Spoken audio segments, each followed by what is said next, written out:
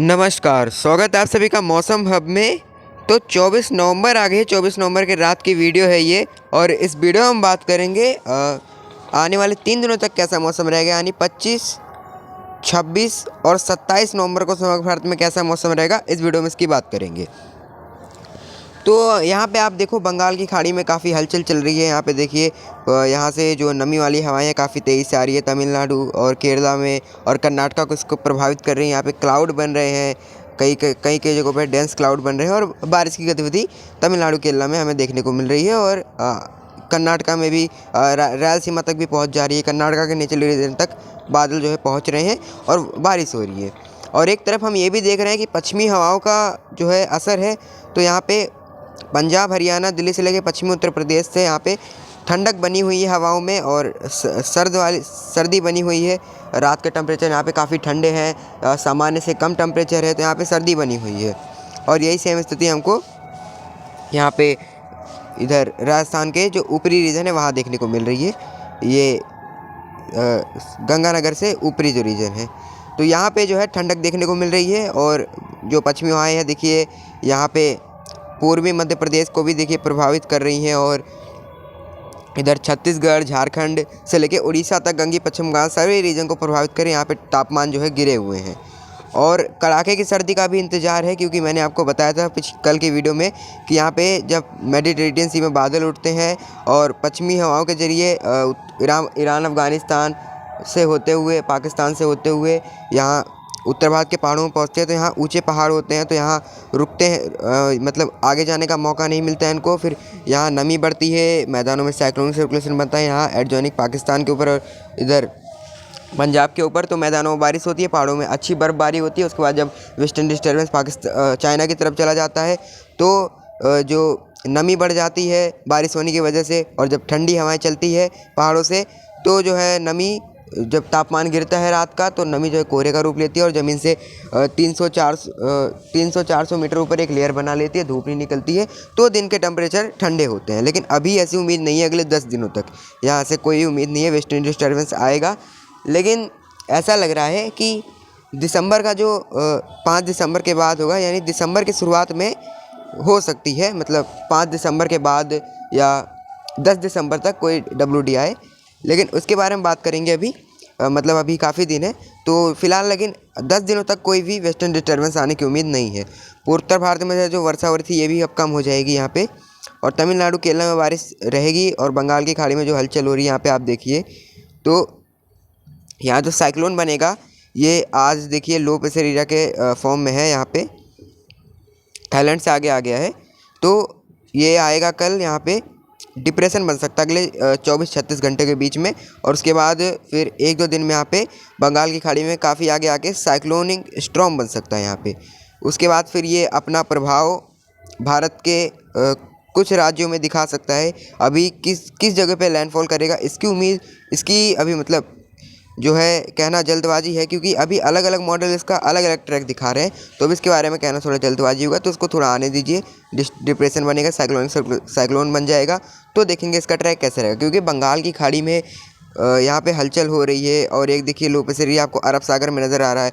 इन सभी के प्रभाव से आपको तमिलनाडु, केरला में बारिश देखने को मिल रही है।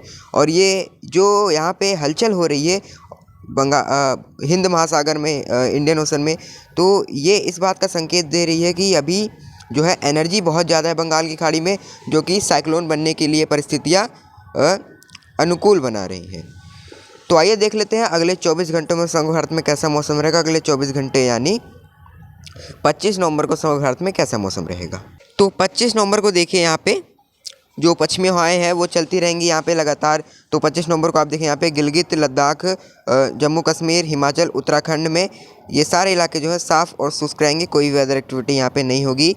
रात को मौसम ठंडा रहेगा, यहाँ पे ठंड रहेगी, और दिन को धूप निकलेगी। यहाँ पे बिल्कुल क्लियर और ड्राई एटमॉस्फेयर यहाँ का रहने वाला है। पंजाब, हरियाणा, दिल्ली और पश्चिमी उत्तर प्रदेश, पूर्वी उत्तर प्रदेश, यहाँ पे लगातार पश्चिमी हवाएं चल रही है, ठंडक रहेगी यहाँ पे। खास करके पश्चिमी उत्तर प्रदेश से लेके पंजाब, हरियाणा, ये जो रीजन है, यहाँ पे टेम्परेचर काफ़ी गिर जाएंगे, काफ़ी नीचे तक आ जाएंगे। 9 डिग्री सेल्सियस जा सकते हैं यहाँ पे कई जगहों पे। तो न्यूनतम टेम्परेचर जो है 9 डिग्री सेल्सियस तक जा सकता है। और यहाँ पे उत्तर प्रदेश से लेके बिहार से लेके गंगी पश्चिम बंगाल से लेके उड़ीसा तक से लेके छत्तीसगढ़ और ये कुछ रीवा और कटनी उमरिया के भी कुछ रीजन मध्य प्रदेश के, पूर्वी मध्य प्रदेश के। तो यहाँ पे सर्दी रहेगी क्योंकि पश्चिमी हवाएं हैं। और इधर राजस्थान का बीकानेर भी ले लो, इन जगहों पे रात को सर्दी रहेगी और पश्चिमी हवाएं चलेंगी। से जो मध्य प्रदेश का पश्चिम है और इधर यहाँ पे राजस्थान के जो निचले रीजन है जैसलमेर और जोधपुर, भीलवाड़ा, सवाई माधोपुर, कोटा, उदयपुर, प्रतापगढ़, गुजरात, यहाँ पे जो है पश्चिमी हवाएं नहीं चल रही हैं, नमी वाली हवाएं हैं, आर्द्रता है। तो यहाँ पे तो थोड़ा दिन का टेम्परेचर बढ़ सकता है यहाँ पे। मतलब यहाँ पे इन जगहों की जिस जगह की मैंने बात करी यहाँ पे पंजाब, हरियाणा, दिल्ली, तो यहाँ पे जो रात का टेम्परेचर ठंडा रहेगा ही रहेगा, लेकिन दिन को भी यहाँ पे 21 डिग्री सेल्सियस से 24 डिग्री सेल्सियस के बीच यहाँ पे रह सकता है। लेकिन इन जगहों पे टेम्परेचर बढ़ेगा।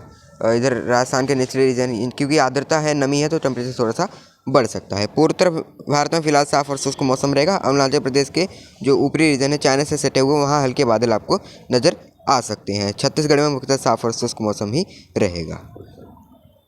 और इधर आपको बता दूँ एक बार फिर से, तो इधर बरेली, पीलीभीत, अलीगढ़, हाथरस, मथुरा, इधर कैथल, करनाल, दिल्ली, रोहतक, सोनीपत, पानीपत, इधर अम्बाला, लुधियाना, अमृतसर, पठानकोट, तो सभी इलाकों में ठंडक रहेगी। मैंने बताया आपको। इधर ऊधम सिंह नगर ज़िले में भी, उत्तराखंड के ऊधम सिंह नगर ज़िला, हरिद्वार, इधर ऊधम सिंह नगर, रुद्रपुर, बाजपुर, जसपुर, किच्छा, तो इन जगहों पे हरिद्वार में इधर रूर के और हरिद्वार, तो इन जगहों पे ठंडक रहेगी, बता दिया मैंने फ़िलहाल।